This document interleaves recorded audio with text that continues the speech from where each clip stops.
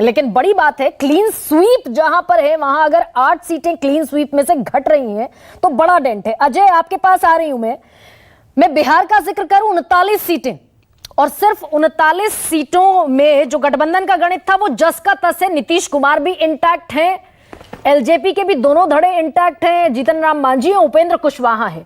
ये रिपीट होता हुआ दिख रहा है, और अगर नहीं दिख रहा तो कहां पर गड़बड़? रिपीट होने की संभावना तो बहुत ही कम है। हाँ।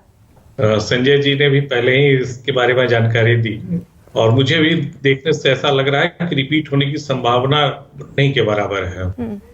और बेसिकली इसमें आप देखेंगे कि जो एनडीए को बिहार में नुकसान होगा वो बड़ा नुकसान होगा जेडीयू की सीटों पर, जो बिहार में जेडीयू को जो उन्होंने सीटें दी है 16 सीटें। हाँ, तो वो सीटें जो है वहां पर दो चीजें हैं। एक तो है कि कैंडिडेट्स के खिलाफ एंटी इनकम्बेंसी बहुत ज्यादा है। दूसरी चीज कि जेडीयू के पास अब संगठनात्मक वो मशीनरी उतनी मजबूत नहीं है जो अपने कैंडिडेट को सपोर्ट मजबूती से कर सके। ये भी जेडीयू की जो ग्राउंड लेवल मशीनरी है वो बिहार में कमजोर नजर आ रही है। इन क्षेत्रों में उनको ज्यादा डिपेंड करना पड़ रहा है बीजेपी के सपोर्ट बेस पे, और इसीलिए वो जो 17 सीटों का क्लेम था वो भी बीजेपी ने खारिज कर दिया। जी जी जी, मेरे ख्याल से बीजेपी को इसका एहसास था कि जेडीयू को जो सीटें दे रहे हैं शायद उनका परफॉर्मेंस उस लेवल का नहीं रह पाएगा। क्योंकि एक और भी चीज है कि नीतीश कुमार का जो अलायंस शिफ्टिंग का जो रहा बीच में दौर, उससे भी वोटरों में एक अच्छी खासी नाराजगी है।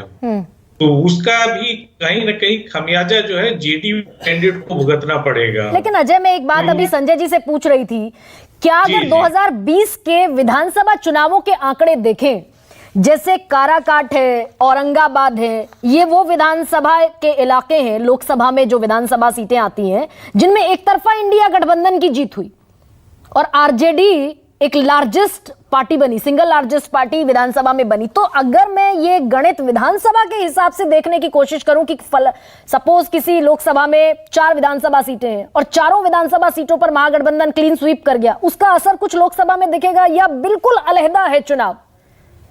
नहीं, बहुत हद तक ये चुनाव को अलहदा ही देखना पड़ेगा। क्योंकि स्टेट में जब चुनाव हुआ था पिछली बार तो उसकी सिचुएशंस बिल्कुल डिफरेंट थी, और वो उस समय मुद्दे अलग बन गए थे। स्टेट की जो प्रायोरिटी है लोगों की वो बिल्कुल अलग है। बिहार बड़ा इस मामले में देखिए कि जो असेंबली का जो इलेक्शन होता है उसमें बिहार की सोशल केमिस्ट्री, कई एक चीजें इतनी डोमिनेंट हो जाती है जिनको आप बहुत हद तक पार्लियामेंट्री इलेक्शन में कुछ हद तक न्यूट्रलाइज होते आप देख सकते हैं। पार्लियामेंट्री इलेक्शन और असेंबली इलेक्शन बिहार में आप बिल्कुल एक नजर से नहीं देख सकते हैं। क्योंकि पार्लियामेंट्री इलेक्शन में लगातार आप देखिएगा पिछले जो 2-3 चुनाव हुए उसमें मोदी फैक्टर बहुत इंपॉर्टेंट रहा है। इस बार है वो फैक्टर, क्योंकि आज अररिया और मुंगेर 2 जगह थे प्रधानमंत्री नरेंद्र मोदी। उसके पहले गया में, नवादा में, जमुई में जो पिछले चरण की सीटें थी उनमें भी ताबड़तोड़ प्रचार प्रधानमंत्री ने किया। वो फैक्टर है इस बार? इस बार एनडीए के पक्ष में वही सबसे बड़ा फैक्टर है। क्योंकि आप देखेंगे कि इस बार के चुनाव में एनडीए ने कोई इस तरह के कैंडिडेट्स में कोई बहुत बड़ा फेरबदल नहीं किया। सारे पुराने कैंडिडेट्स को पार्टी ने रिपीट कर दिया।